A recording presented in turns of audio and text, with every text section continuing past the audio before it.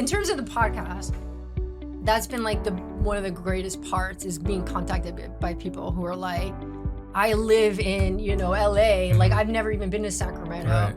but I care about whatever. Like, this is my issue. This is my thing. And like, thank you, because like, I never would have accessed this information. Right. Which is in the end, like, yes, it was, and it is obviously a self-interest on my part in terms of getting my name out there and just being available, right?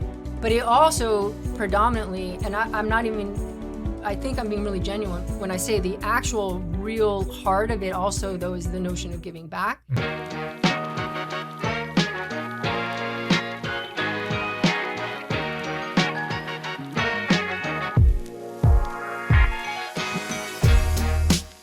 Hello and welcome again to another episode of Sacktown Talks. Today we're joined again by Kristina Bas Hamilton. Kristina, thanks for joining us again. How's it going? It's good, Jared. How's it going? It's great. It's good to see you in person. Last year we did this via Zoom. That's right. And now here we are a year later in person. So it's good to see you. I've actually seen you on the streets and I went, oh my gosh, there's Kristina Bas Hamilton. Look at there. Woo, I'm being recognized. I'm sorry, I'm getting distracted looking at the camera.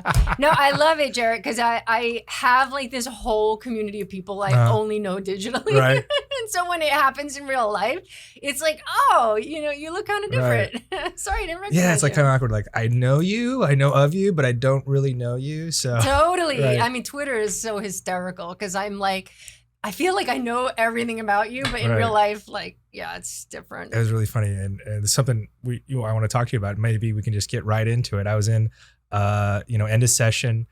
Typically when we see a lot of us, especially now, because everything's digital or remote, swing space, capital.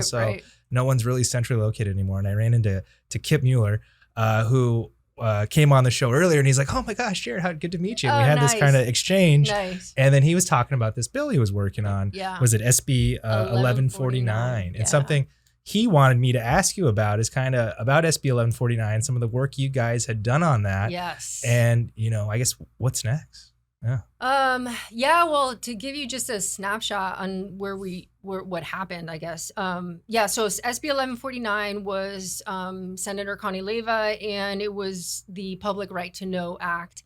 Very simple concept, which is banning secrecy agreements and secret settlements that prevent the disclosure of information to the public about defective products or environmental hazards.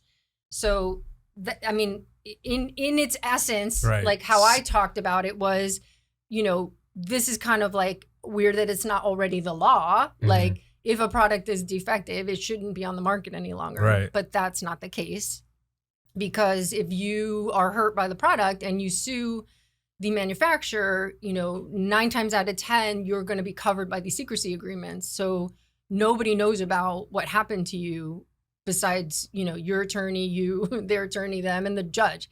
And so, what we were trying to do was ban those agreements. And it was, I should say, in concept, it was a very simple idea. And it's like, when you explain it that way, it's kind of like, how is this not already the law? But then when you get into the nitty gritty of it, it was very technical. Like, you're a lawyer. It involved like all of this just legalistic stuff. And, it was really hard lobbying because it was about explaining all the language. Right. And so the opposition was corporate America, AKA the Chamber of Commerce and CJAC. And basically because this disrupts their status quo, which is very profitable for them, which is, we want the ability to pay settlements, and we don't want to have this information disclosed to the public, which then means it's more likely we'll recall the product, we'll get bad press, all of that consequence. And so we had a lot of disinformation about the bill, and, it was hard lobbying because it was a lot of education around what it actually did and what the opposition said it did, which wasn't really true. And like, just having to like, oh my God, it was a lot of work. But the good news is, and I take this as a win, right? And I feel like this is really important in our world, is to understand that like stuff takes time, right? And just because a bill fails doesn't mean it's the end of the world and you're like, it's never gonna happen, right? But this bill literally has been attempted This was the 5th try over 20 years trying to pass this. It literally dates back to Bill Lockyer when he was in the Senate, I believe, introduced this bill.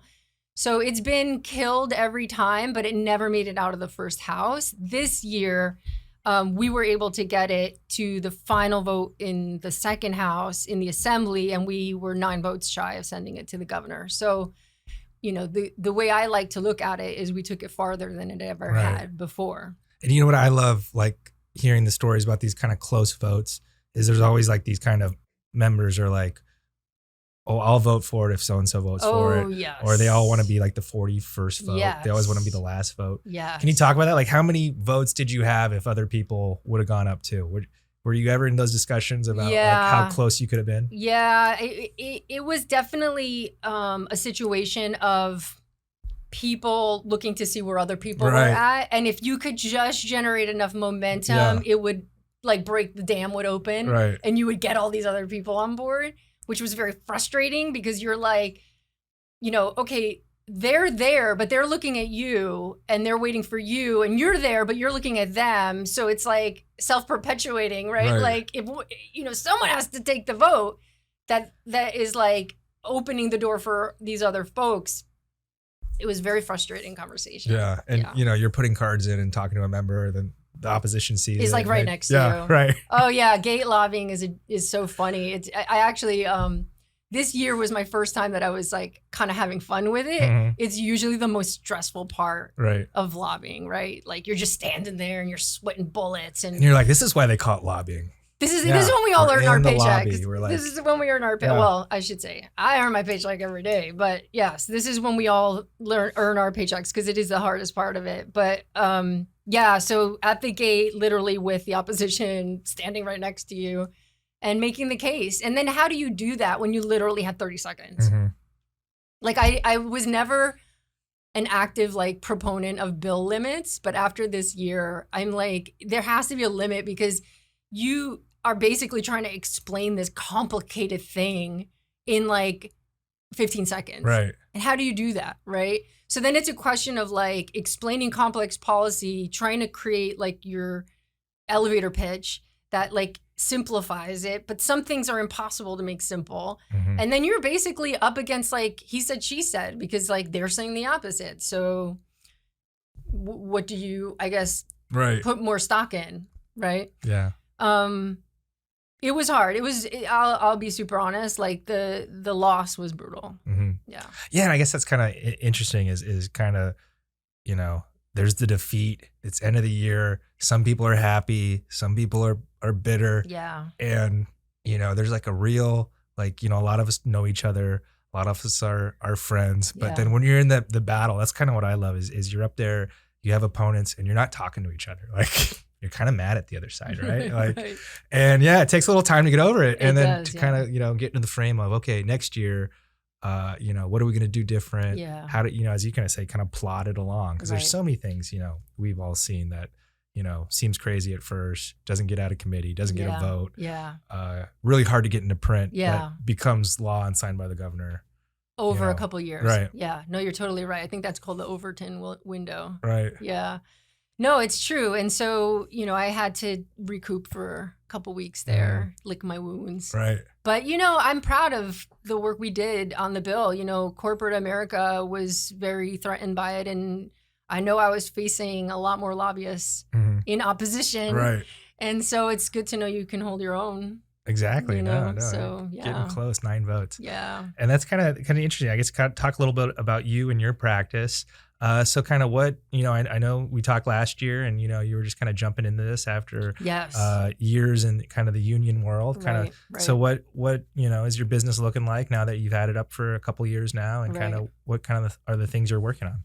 Thanks. That's a great question. So, I'm like super transparent. I came out of the labor world and I threw my hat in the ring, decided to hang up my shingle. So that was January of 2021.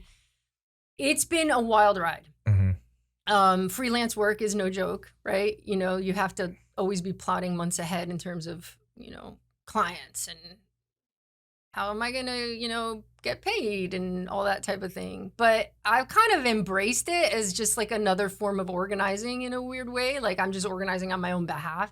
I'm advocating for myself instead of for other people. Right. But it's been overall great. Like, so I do a lot broader work than I did before. So when I was at UDW, I was super like focused on human services, in-home support services. That was the world I knew. Then it expanded to childcare a little bit, but now I'm doing work for clients on guaranteed income proposals, tax credits for low-income people. I did this bill, which was a consumer protection bill. I did work for adult day health care providers, which is similar to the work I was doing before. So yeah, it's been great. Like I just use the sort of judgment call of, do I believe in what these groups are doing? Do I need to be the expert? No, they're the policy experts. Right. And what they need help with is the process. And, like any lobbyist, that's generally why you're brought on. Right. It's been hard though, because I don't like not knowing everything, like not being the policy expert too. Because, when you know the answers and you're not like having to like be like, I'll get back to you on that. Yeah. It's it feels better, but yeah, whatever. It's been a blast. I am not like regretting anything. So you're not, you came out of the labor world, Mm-hmm. Most people when they hang up their shingle, they have like bring a client or they have something Right. in fold. Right. Did you have that experience or are you doing anything labor wise? Yeah, so I did work with UDW for a couple months, and I think the understanding was it was a transition period. Right. Right now, I am doing consulting for behind a couple of labor unions behind the scenes, but not like direct lobbying. And yeah, I'd love to get back into the actual representing, lobbying for a labor org, but I like being adjacent to it too. Right. You have your own podcast, right? We've talked about it last year. I know a lot of our listeners listen as well. And you talk a lot about kind of the kind of nuts and bolts of like how to do things, and especially kind of in the budget world. Yeah. And kind of in this kind of other world, which, isn't really considered lobbying, but it's kind of dealing with the agencies. Yeah. And, getting things, through the agencies. Regulatory lobbying. Right. Yeah. Exactly. Yeah, exactly. yeah. Right. Kind of what are you working on there, and kind of what's your kind of experience this year with this budget? Having this huge budget, we had Nancy Skinner on talking about, the billions of dollars in surplus. So I guess, in your experience, how was it lobbying this year for the budget and compared to others? And, did that surplus work out for you? Yes. Well, I'm proud to say that I was able to get the adult day health centers. I worked with them on their effort to get funding for a grant program. Mm-hmm. So we were successful with that. And I can tell you very, confidently, having lobbied during the recession, having lobbied for budget dollars, that this is definitely has been the last couple of years have been a very different experience. Not that it's easy. It's never easy to convince the Department of Finance. Right. And I don't know that you ever convince them, by the way. They're just told they have to agree with it, right? Or they have to like go along with it, I guess. It's never easy to convince the administration to spend money. It's just significantly harder when there is arguably no or less money, right? So, a lot of organizations like the ones that I've worked with have like looked at this as like, now is the time for us to get back to whole, right? Like a lot of them haven't been restored from the cuts that were made during the recession. Right. Yeah. I mean, sadly, when it comes to bad budget times, programs that serve poor people are usually at the front of getting cut. And there are a number of programs that never got their money back to where it was in 2010. Never mind inflation and like, calculating that into it. So yeah, I mean, I think over the last couple of years, folks have thought like, there's no excuse now. You can't say you don't have money. Mm-hmm. Does it make it an easy argument? No, because you're still always going to get fiscal uncertainty and we might be having a recession next year. Like you're just always going to hear that. I think you just have a better chance to say, that's bullshit now, right? Versus when it might actually be legit. But now I think next year we'll start getting more of the tight-fistedness again. Yeah, we're kind of always hearing like, oh, the revenues were down a little bit from from projected. Or Oh, something that's like all that. you need. Yeah. That's all you need is the revenues are down, and all of a sudden, heads start shaking, and we're not agreeing. I mean, even this year, there was basically, because of the GAN limit and the complications around not going over it, and so spending had to be very targeted and had to fall under these like exempt categories. Right. It really was like all about one-time spending. And so, which is great, but ongoing is the challenge. Like Right. ongoing new funding is a big freaking deal, and will always be probably. Right. Yeah. So yeah, kind of when you get the one-time spending, you get your foot in the door, right? Yeah. Yeah. And now you got to keep it there, just keep opening it a little bit. Yeah. And finance knows that too. They'll even write it into their like rejection, opposition letters. They'll be like, it puts future pressure on the general fund. Right. Right. I just love watching those budget hearings. You're right. The finance guy who sits there, he just kind of like just like curmudgeon. Throws water on everything. Just like frown on his face. And like addressing like these serious human, consequences with like, well, our finances just don't allow. And I mean, and I say that like with respect, because they're playing a position that they, that's the role they play, and like they're not authorized to say anything other than that. That's got to be really hard to sit in some of those hearings and just keep repeating, it's not budgeted in the out years, so we are not going to do that. But that's the job of the budget lobbyist, right? Like I realized when I went into private practice was like, oh wow, a lot of people out here are lobbying and they don't do budget. Yeah, it's like a big mystery. Unless you're like really keen on the budget, you don't know. And I never realized it, because I was gonna say I grew up, but I guess I grew up. I learned how to lobby doing budget lobbying. I didn't even realize there was a distinction, because in the program that I represented, everything, money or not money, like policy, was done through the budget. So it's funny, because then I realized really quickly, like, oh, I guess that's like my selling point. Right. Like not all lobbying is the same. Not even members know how the budget works. Oh, that blows me out of the water. And when you start seeing members strategically avoiding the budget, where like introducing bills that have funding or will need funding, and not asking for money in the budget. Right. Where I'm like, why are you doing that? Like, you're setting this bill up to be vetoed. Right. I mean, how many veto messages are out there where the governor says this was not allocated in the budget? Right. Or just getting killed in appropriations, right? Yeah. Like, so yes, I never grasped how formidable and intimidating the budget process is. So much so that people avoid it to their detriment. Right. Yeah. And it's interesting. It's kind of like, as you say on Twitter and you've done on your show, like if you want to get in the budget, like you already need to be talking about it. Yes. And like this is the time where people in finance actually have time to talk to you. Yes. Right. Yes. And they're putting it together, right? Like they're looking at all of the ideas, and I mean, get in the January budget if you can. I mean, I'm not saying that's easy either, believe me. No, none of this is easy. Right. But if you can, as an advocate, man, you just saved yourself so much work, because the legislature is pretty much going to go with what I take that back. There's some areas where they'll reject it. Right. For the most part, they accept most of what the governor proposes.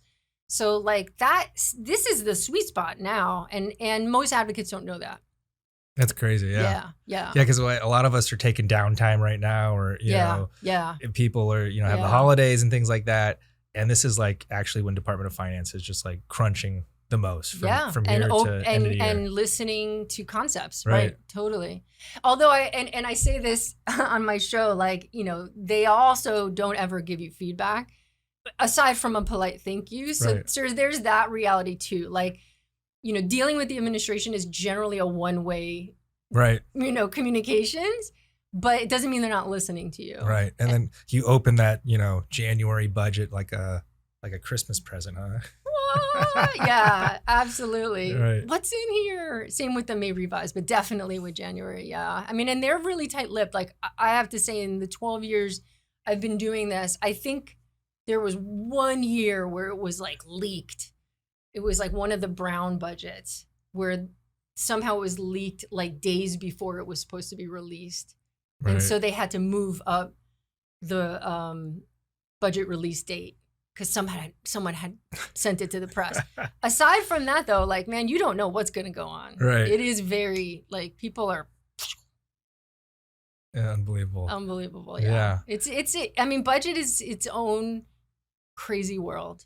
Yeah, no, definitely. Yeah, and you know, it's at a certain time of year. Yep. And then like even like this year, it just spanned the whole session, you know. Well, okay, so that's new. That didn't used to be. Right. And, you know, for folks who are been doing it for a while, under the Brown years, like that was wrapped up by June 15th. Like, well, especially after Prop 25 that created the June 15th deadline. It was done. Like you had your trailer bills were done. They voted that, you know, up until the 15th on pretty much like 95% of the budget. Mm-hmm.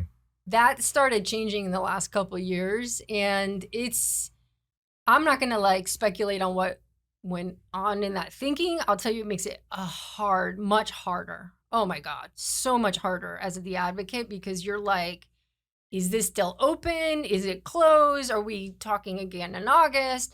You know, staff will kind of tell you like, listen, if this concept didn't get approved, it's like, you know, you're almost definitely not going to get some new concept later in the summer. Right. But if it's like conceptually you're there, but the details haven't been worked out, then you're still working through the summer. Mm-hmm. Yeah. That's amazing. It's very interesting. It's changed the process changes year to year. Right. Yeah. So like basically, you know, they're already working on the budget for next year. If you're not in there talking to finance yet, you need to be. Kind of what's the best way to talk to kind of the governor's office in finance to kind of present your proposal and your ideas for next year's budget? Yeah. I basically look at it as you're selling a product. Mm-hmm. So what I would advise people is like get your best research, get your data. Like this is when those white papers come into effect, right? You want to request time. So you'd want to meet with the governor's office. You also want to meet with the department or the agency, you know, that your idea falls under. And then I would say finance is almost like part of that. Governor's office is probably the most important. Actually, it is the most important, but you know, it is like, hey, you know, I'm pitching this idea and I'm really going to show you and try to convince you why this is smart, right? And what I try to point to is this will save money in the long term, right? This return on investment. Exactly. Right? Yeah. Everything has to be a form of why should the state invest in it? Well, in the end, it saves money in the out years or whatever. And I'll be honest with you, even arguments like that don't generally always make the case. Right. And then, you know, and keeping in mind that they're not going to be like, yeah, I love this idea. Like no one's ever going to say that. Why didn't we think about this Why before? didn't we do, you know, I really wanted this to happen. Like no one in the administration is ever going to say that.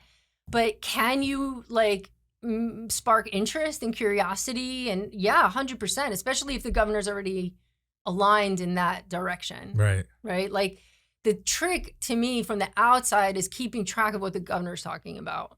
So if he's going in a direction where you're like a natural extension of that, like you've got an opening that's awesome, right? I would be like, Governor last week talked about wanting to do X, Y, and Z. This is going to help him get there. Right. Yeah. And it's kind of like, it's interesting. You mentioned the agency, right? And so sometimes what you want to do, the agency doesn't want to do. And so can you kind of talk about your experience there and maybe some success you've had kind of working on something where the agency is kind of working against you? Yeah. I mean, it's like all lobbying, right? You want to build relationships so that you can actually have those kind of honest conversations. And I should say it like, yes, when it comes to like what they will officially tell you, it will never be like yes, no, or whatever. But when you've built relationships, you can also have a little bit more candid conversation where you can hear more like robust, like here's implementation issues, right? Or we tried this and, you know, frankly, it never worked in the past. We just don't see the value of trying to do this again or whatever. And it's hard if agency and departments aren't on board with what you're trying to do, you're in not a good spot. Right. Yeah. Well, because it's like a different politics, right? So sometimes like what you might want to do might save the state money, might be a good return on investment, but the agency might lose some positions. and or they're something. overworked and they're Right. like, I don't want to take on a new. Exactly. Absolutely. That's huge. And I'll be honest with you, I can't think right now off the top of my head of a case where that was happening and like we got past it. Mhm. I mean, I guess you get past it because in the end it's the governor who decides, right? But you are always wanting them at least to be neutral on what you're trying to do. Right. But like the implementation, like that's the real devil in the details. Because what good is, winning something that never actually gets implemented? Because guess what? They don't have enough staff to do it. Right.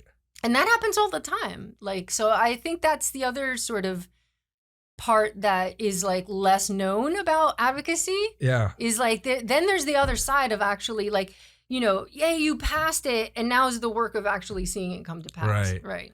Yeah, I remember working on some issues and the bill being passed and signed into law, and the client's kind of disappointed, and it's just kind of like, well, it's got to be funded. Yeah. And kind of what they've planned is kind of a lot. Yeah. And kind of impossible to fund. So it's kind of more, Yeah. It's symbolic legislation than anything and else. that's a big, and that's a big, that's why budget wins are so big. Mhm. Like hats off to the advocates, the lobbyists who are able to make that happen. Yeah.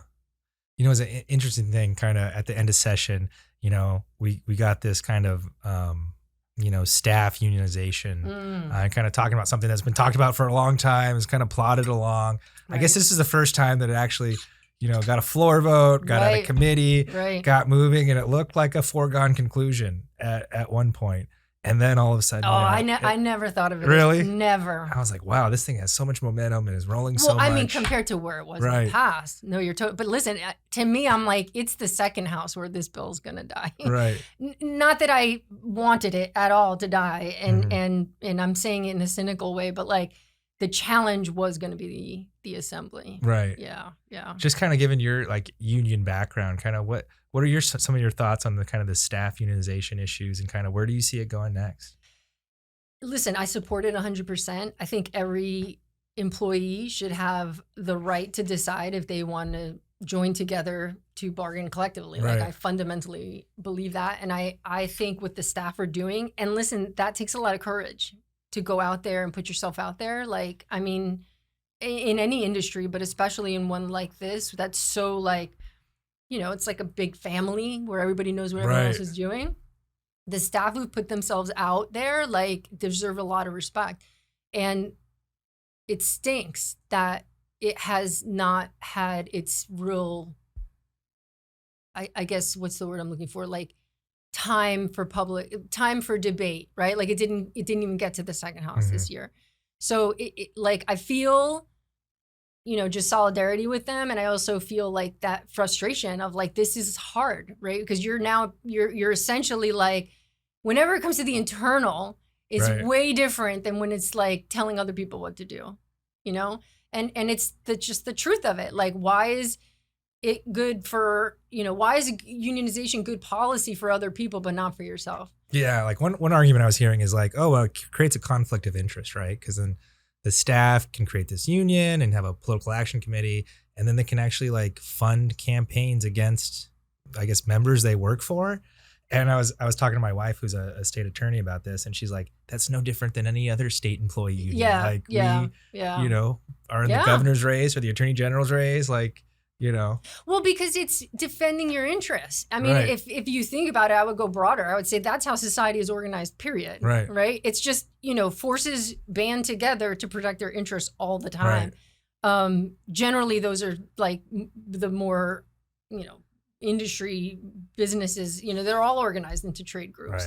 So this notion that like, why would, like, that would be a bad thing. It would only be bad in that it makes them more powerful to represent their interests. And like, why not? Like I don't know. This notion that like when you're staff, you just have to accept, right? Like you just work these long hours, you get paid like not a lot of money, and you're just supposed to like accept it. Right. Like buck up, like I think that kind of mentality is terrible. I actually think it perpetuates inequality too, because how do you raise a family on money? That's like terrible, right? What that means is you're opening a door in the end of the day for people who can withstand not making a lot of money Right. for a longer period of time. Basically, yeah, you're giving entry or entree to people who have families who will support them or Yep. some sort of privilege Yep. to do that. Yep. And that's a lot you're saying is like, oh, if you want to make it in this world, you just gotta, volunteer or I mean, internships. work for free, work very internships poorly is for years, and then I you'll be on the road. I worked on Right. the internship, unpaid internship bill this year too, which also didn't make it. But same concept. Like if you're saying you have to work for free, who has the luxury of that? Right. Generally, people who are supported by parents that have money to let them Right. do those things, right? So then, what does it mean? Who's represented in terms of public servants, who then become public policymakers, right? It's the same system. It just keeps going on and on. Like I think that this is how it's perpetuated, and this is how we can change it, even if it's uncomfortable. Yeah. Right. It's kind of interesting. Maybe it's always been this way, but it seems like the staff is younger and we're seeing higher turnover. Oh, more than ever in the past. Right. And Yeah. I think there's so much like opportunity out there in the job market, Yeah. or just like not like people are freelancing at home, just doing like I have a nephew who just plays video games on Twitch and he makes Isn't more that money than crazy? you make in the Capitol. Well, no, I mean, it's the great resignation, right? Like people are able to make money in so many more ways than was Right. possible before. And, and here's the other thing, like there is, I think it's Prop 140, the one that caps how much the legislature can spend on itself. Right. There are real tangible reasons why it's not as simple as let's give everybody a raise, right? Like I also want to acknowledge that it's not for lack of wanting for a lot of this. Yeah. People want to pay their staff more. So it is a challenge, but I think there's ways, you kind of go at it maybe from a systemic sort of level to addressing that. But I think what you're saying is 100%. Like there's now more options to go do something somewhere else. Yeah. And so you see that in terms of this turnover. Kind of just stepped over my next question, Oh, but shoot. we'll do Okay. it anyways. Kind of, I guess, we just kind of touched on the Great Resignation. Kind of, how do you see that shaping kind of policy going forward in the state? Oh, well, that's huge. We have 30% turnover. Oh, no, I mean, 30%. Yeah, we're just seeing it in the members too, right? Yeah. No, so that's to me like the most biggest policy impact is I want to say 30% of the legislature will be brand new in January. Yeah.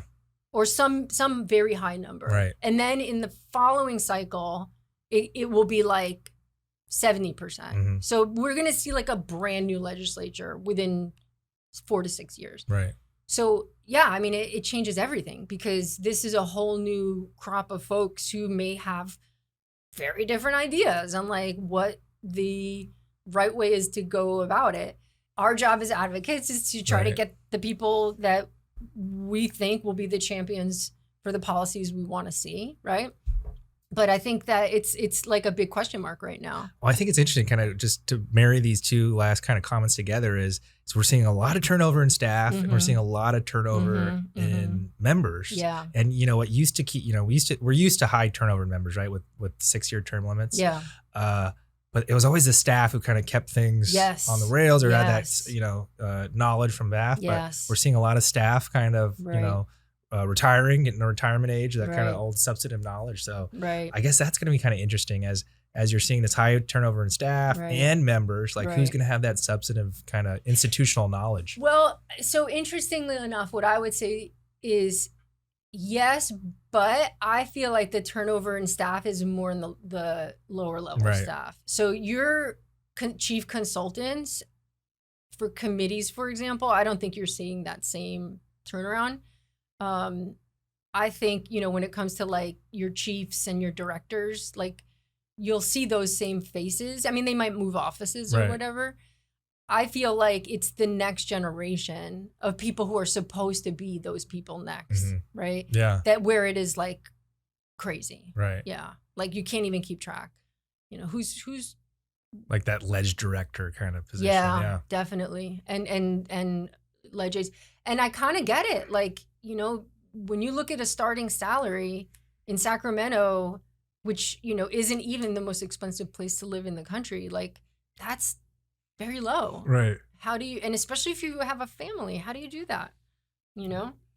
But again, I don't want to be like, oh, everything is like terrible. I would say like there's very legitimate reasons why there's obstacles to paying staff more. It just is something that clearly needs to be addressed. Right. Yeah. A lot of, meeting members and kind of building relationships in this business is built kind of on your clients and kind of what kind of campaign dollars they can give to help you build those relationships. Kind of what has been your experience kind of in that area, and kind of what do you do if you don't have a PAC? How do you build relationships? That's the elephant in the room. If you don't have money. Yeah, that's the question. Yeah, I mean, it's very challenging. Yeah. I like to think of it as like having juice or not having juice, right? Like there's juice committees, there's juice lobbying too, right? And so how do you make the inroads and get access when you are not representing big ticket clients? That's like, to me though, the people who are able to do it, like those are the best lobbyists, right? Like the ones who are actually, somebody, a friend told me, you got to get scrappy. When you're in that position, you got to use every tool at your disposal. Right. So the ones who are able to make it happen, I'm like, those are the best lobbyists. Yeah. Those are the ones that, can you even imagine if they actually had, money behind them or whatever, what they could really do. But yeah, I mean, it's you've got to leverage every other piece of, every other asset you have. Because assets are different, right? It doesn't need to be money. It could be reputation. It could be access to voters. I mean, this is stuff I tell clients, and I'm really vocal about on social media, is like, if you represent a lot of people as an organization and they trust you, you're influential with them, and that influence is significant. Right. If I'm running for office, right, like I want to align with you because you are representing a lot of, my potential voters, right? And it's like starting with like identifying that. Like, okay, so, I'm an organization, I could be local government, I could be a school district. Like, I don't have a PAC. That's not what I do. What do I have? What do I bring that somebody else could potentially want? And then working from that. And I think that's the answer to the challenge. Is it easy? No. Do most people do it? No. But some have been able to do it, and they've been able to leverage all of these non-tangible things into being pretty dang powerful. Right. Yeah. It's kind of like, we were talking about, your bill earlier. And it's kind of like, plodding along, but it's also like, how does David beat Goliath? Like, we see it happen all the time. And, I mean, it's the, yes. I mean, that's it. That's now. That's end of session right now. Look at the bills that the governor hasn't signed yet. Like that is the battle is occurring, right? And it's like, God, putting a campaign together that beats Goliath. That, yes, it's been done. Very hard to do. Usually takes years. It is leveraging to a masterful level everything that you have, right? So it's a communications program that is amazing, right? It's using social media better than anybody else. Like the farm workers have a Twitter. Yeah, I was going to talk to you about the farm work. I guess we're kind of seeing it. Not that the farm workers are necessarily David. They're pretty powerful in their own right. But yeah, we're seeing it right here. But in the workers, I would say, as it pertains to the workers, they are so David. And yeah, but that's an example, right? Like their social media presence has been so good that I think it's opened people's eyes that otherwise would never have known that they were there, right? Like I didn't even remember this bill the year before, like the past 5 years. Yeah. Like, you're always around, you see them. Yeah. But, this year it seems to be like taking a next level kind of, framework to where they're really front of mind. More visual. They got President Biden weighing in. They got all this stuff.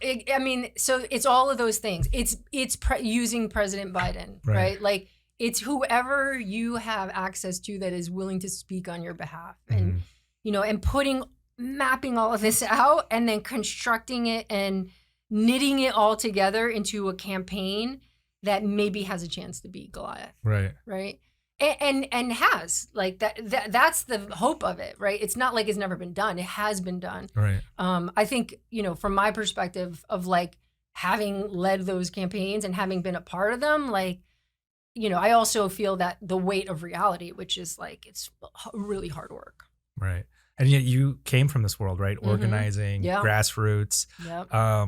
Kind of what, you know, how long does it take to get that going? And like, if you have an issue next year that you want to tee up that's going to have tons of big opposition from big, powerful, rich players, kind of when should you start? What do you got to do? Like, what should you be doing now? You're starting yesterday, right? And you're mapping it all out. Who's potentially your ally? Who are your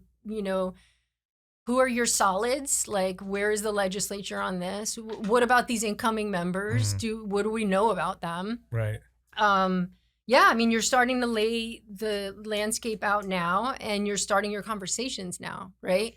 Like, I would be talking with already members, and I would be introducing this as a concept, you know, because things need to marinate in people's minds. Like, you don't want them to only have heard about it the day before the vote, right? Or if you're shopping for an author for a bill. Oh, hello. Yeah. I mean, So there is the reality that, like, big ideas need to marinate. I mean, look at the fast food worker bill. Like, that bill was done before. I don't know how many times, right? And that had like the full weight of, you know, SEIU, one of the most powerful labor unions in California. And it took time because it was up against such strong interest. I should say just strong business interest.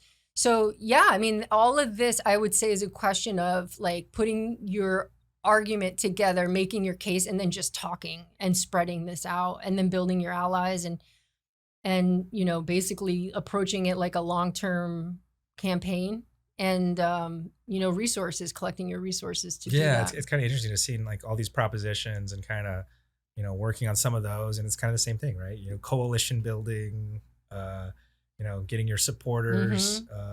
It's funny when you see businesses trying to do it, because you know that they're like, for the first time now, reaching out to stakeholders. Right. And, you know, we're building our coalitions, and like, who are you anyway? You know, I mean, that's the value to me of like, when you come from the people, is you're genuine. The people know when you're in it for the right reasons versus trying to orchestrate something. You know, I've always like taken strength that I was representing workers that, like, you know, they were the real deal. And so I never felt like I had to construct something that wasn't there. And for the most part, people resonate when it's genuine. It's just dollars, right? Who has more money to throw around, which is really sad. It actually is really depressing if you think about it too much. Resources is what it comes down to. I mean, shoot, if homeless people had a PAC, I mean, we'd be seeing a lot of different things, right? And it's, I think that as advocates, our job is to go broader than we have the best policy to acknowledging the politics and all the other pieces. Because at the end of the day, you could have the best policy in the world and it doesn't mean anything. Right. There's the reality of that. Yeah, you see great policy fail all the time. At the hands of politics. And I can't even tell you how many people I've worked with that have just been like puzzled by that. Like, but what we're trying to do, like, look, it's like, here, this is why it needs to happen. And trying to explain, like, that's a piece. Like, there's like 90% of other things that are impacting this ability, your ability to be able to move something. And so I would say, like, and this is what I try to talk a lot about on social media, is like, you have to at least understand the other pieces of that puzzle, and then to a degree be active in it if you can, right? If you've never done electoral work, maybe you don't even need to have a PAC, but you start a C4 and just start endorsing candidates, right? Like, it's much better that a relationship with the legislators start before they get elected. Right. Everybody knows that. And every member has like coffee in their district, something like that. Exactly. And that's like power you have that you're not using necessarily. Right. So it's also a question of like the nature of power and the nature of what people want and what you have and what you want and they have and how you exchange those things. Right. So again, like, it may be something that you're already doing that is not obvious to you. Like, is very meaningful to somebody else. And I so that's a part of it. And the other reality is money, right? And maybe there's ways to start and fund PACs that are not your traditional ways to do it. I feel like that is starting to get more popular. Like you see these PACs just popping up now that are like, interest groups that are, and I mean interest groups like in a very like, I should say like from the perspective of genuine, communities like, that want to make positive policy happen, like finally sort of being like, wait a minute, we have to pool our resources if we actually really want to do something. And, and this is the elephant in the room. Like all of this is wrapped up together. We have a hard time, I think, saying it out loud, but like that's the reality of it. I mean, that's probably since the beginning of time, human beings are inherently political people, creatures, I should say. Yeah.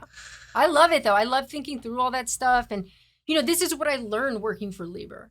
This is like the models that labor uses to be powerful.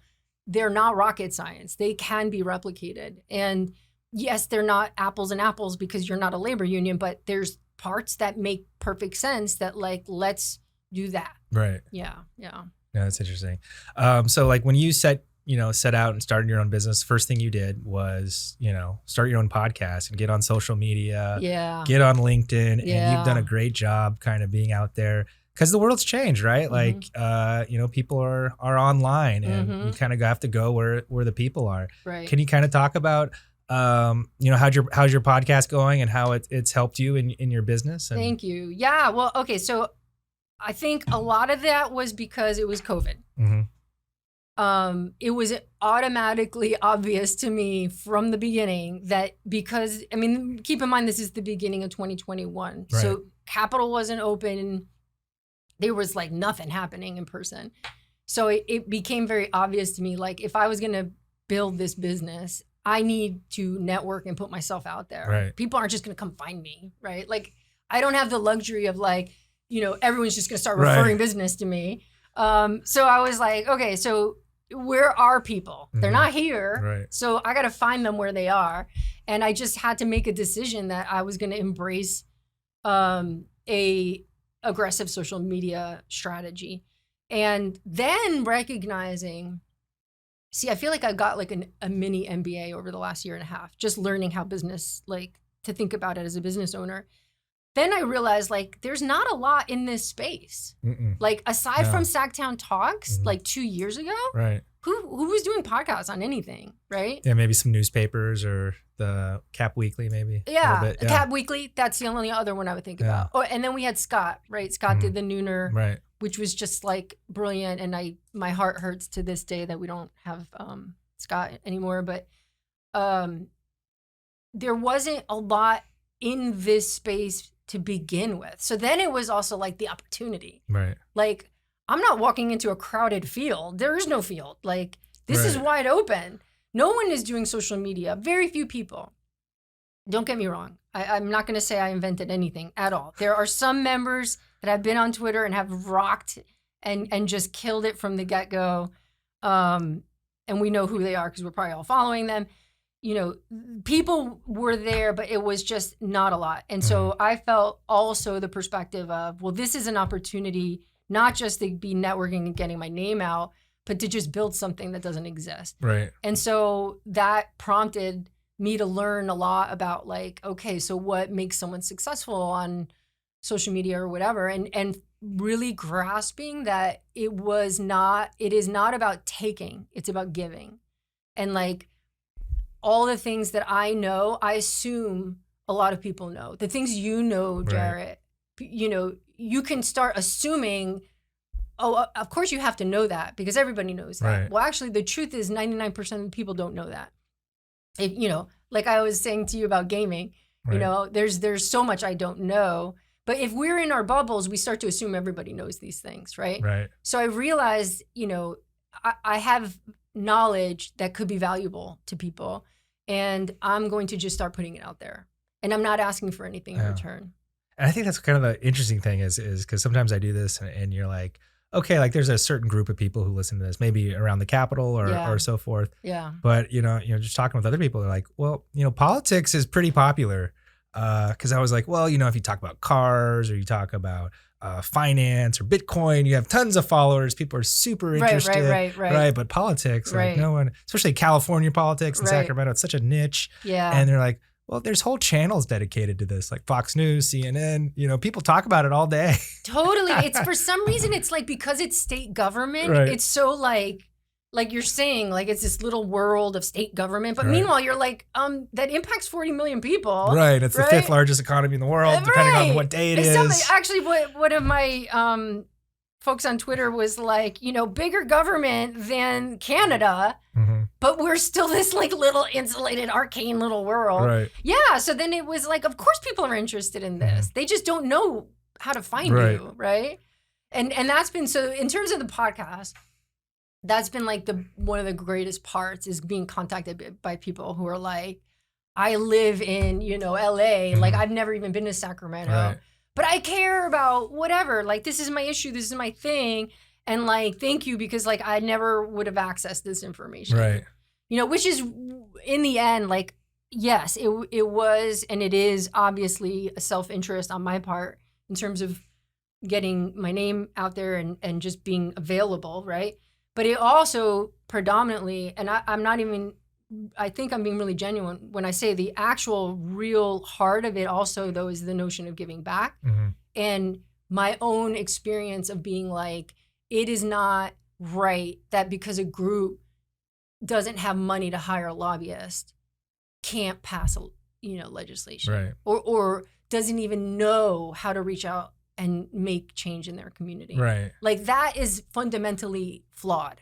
Especially during COVID, you'd hear people and they're like, have trouble with the EDD, or, their business was closed and they wanted to figure out how to get guidelines so they could open. And it's just like, here's your assembly member, here's your senator, contact them. They have staff, they will help you. And it's like not even grasping exactly what their government does. Right. And like, that's a problem. Like, that's not just a problem like, that just is terrible. Like, that's a fundamental flaw if we are a democratic society. Like, democracies only are as strong as the people participating in them. If people are so ignorant or unawares, then what starts happening is the only people active are the ones who have the resources to be active. Right. So then they start shaping government the way they want it to be. And that's not democracy anymore, right? Yeah. That's like, an oligarchy, and we don't want that. So I also feel strongly, because like, listen, I bet you there's other lobbyists who've been like, why is she talking about this? Like, this is our secret sauce. This is our bread and butter.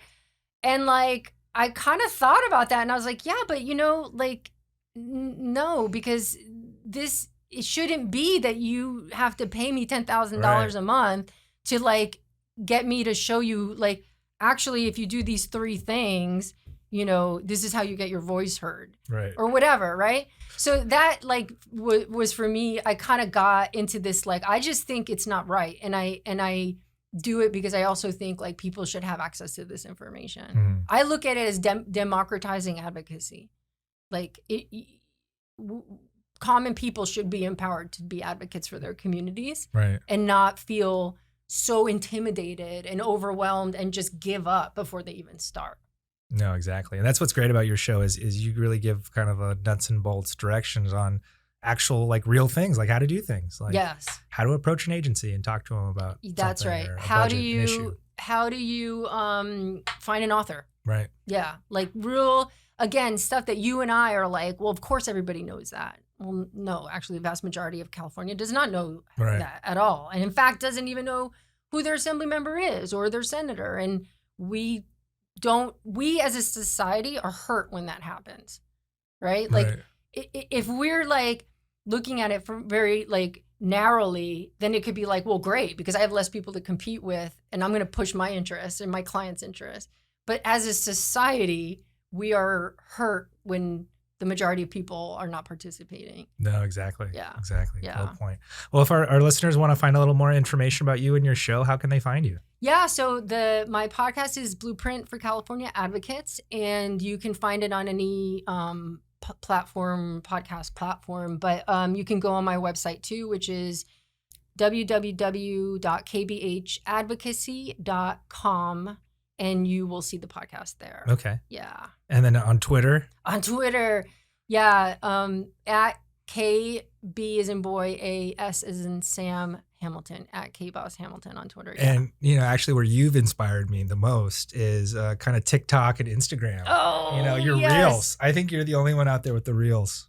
Yeah, well, TikTok. So Yeah. I take what I do on TikTok and I try to put it into Instagram. Right. But I'm really focusing on TikTok because, again, like Nobody's there. Yeah. no one's there. And I at first, and you can dance, so I don't know about that. But and there's some legislators that are on TikTok now, right? Like the ones who fundamentally understand social media, they're there because they recognize that's where people are.